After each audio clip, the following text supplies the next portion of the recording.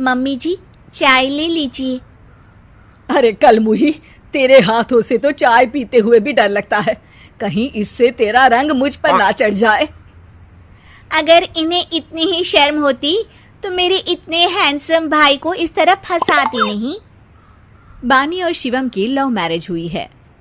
बानी के ससुराल में उसकी ननद और सास हैं, जिन्हें अपने गोरे रंग पर बहुत गुरूर होता है, जिस वजह से वो बानी को सिर्फ उसके सांवले रंग की वजह से नापसंद करती है और हमेशा उसे ताने सुनाती रहती हैं। बानी उनकी सभी जली कटी बातें सुनकर चुपचाप वहां से चली जाती है। तुम माँ और छोटी को कुछ बोलती क्यों नहीं? मम्मी जी बड़ी हैं, हर छुटकी ना समझ, इस तरह उन्हें उल्टा जवाब देना सही नहीं। मेरी जिम्मेदारी उनकी सेवा करना है, जो मैं पूरे दिल से हमेशा करती रहूंगी।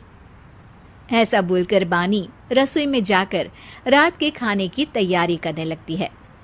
रात को खाना खाते हुए बानी की सास उसे कहती है, कल मैंने अपनी फ्रेंड्स के साथ किटी पार्टी रखी है, समय से सारा खाना बना देना और अपना मनहूस चेहरा लेकर ज्यादा उनके सामने मत आना, समझी? माँ, बानी आप दोनों की कितनी परवाह करती है, फिर भी आप उससे इतना बुरा व्यवहार क्यों करती हैं? अरे एक तो लव मैरिज करके इस कलमुही को हमारे सर पर लाकर बिठा दिया और अब हम इसे कुछ बोल भी नहीं सकते क्या? भैया तो इनकी तरफदारी करेंगे ही, आखिर इन्होंने पूरी तरह उन्हें अपने वश में जो किया है। जिसे जो करना है करे, बस कल मेरा सारा काम समय पर हो जाना चाहिए। इस पर सब खाना खाकर सोने चले जाते हैं और अगले दिन बानी जल्दी उठकर सास की किटी पार्टी के लिए तैयारियां शुरू कर देती है, जिस पर पार्टी शुरू होने के बाद सास की सहेलियां कहती हैं, अरे वाह री, तेरी बहू ने तो बड़े स्वादिष्ट समोसे बनाए हैं। हाँ भाई, रंग कैसा भी हो, खाना बनाने में बिल्कुल अन्नपूर्णा है। अरे इसकी भी क्या बात करनी, मेरी बेटी से मिलो, इसकी सुंदरता के आगे तो उर्वशी रंभा भी फेल है। उर्वशी रंभा को तो फेल कर देगी, पर क्या अन्नपूर्णा बन पाएगी?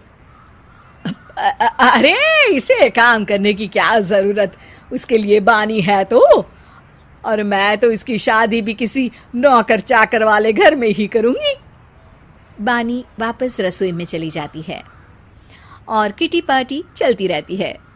उसी रात को बानी की सास गुस्से में चिल्लाते हुए अपने कमरे से बाहर निकल कर आती है। हाय रे, चोरी हो गई, मेरे पैसे, पक्का पक्का इस कलमुही की वजह से हुआ है ये सब। अरे क्या हुआ माँ, कौन सा आसमान टूट गया? अरे आसमान तो उसी दिन टूट गया था जब तू इस कलमुही से शादी करके इसे घर में ले आया था।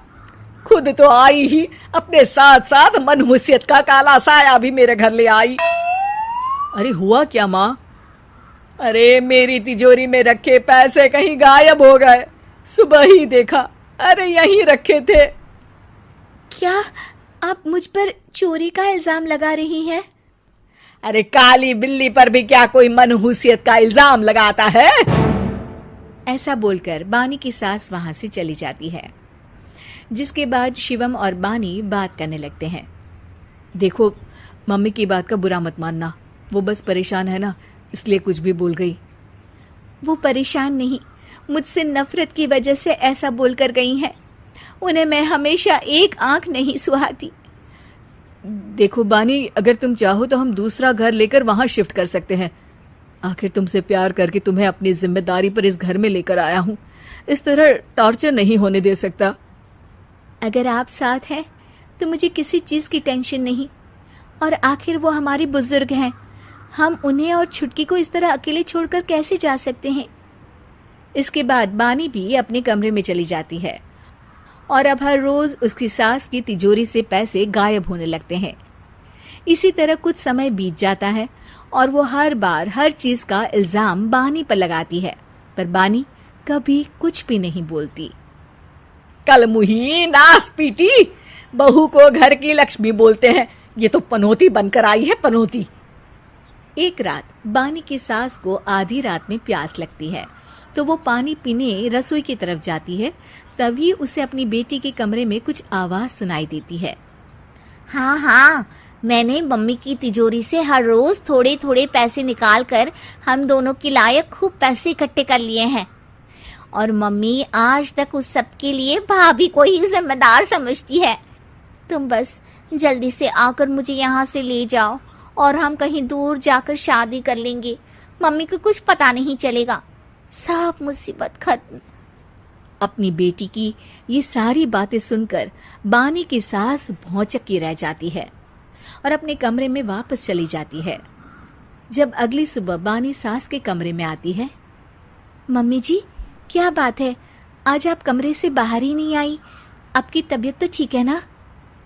क्या छुटकी कमरे से बाहर आई या तुम उसके कमरे में गई? नहीं नहीं, क्यों, जाना है क्या? मैं अभी चली जाती हूँ। नहीं, कोई कहीं नहीं जाएगा। इस पर वो बानी को साथ लेकर कमरे से बाहर आती है, जहाँ शिवम भी होता है। वहाँ उसकी सास बोलती है, छुटकी मेरी तिजोरी के सारे पैसे लेकर अपनी माँ के बारे में कोई ख्याल करे बिना किसी लड़के के साथ घर छोड़कर चली गई।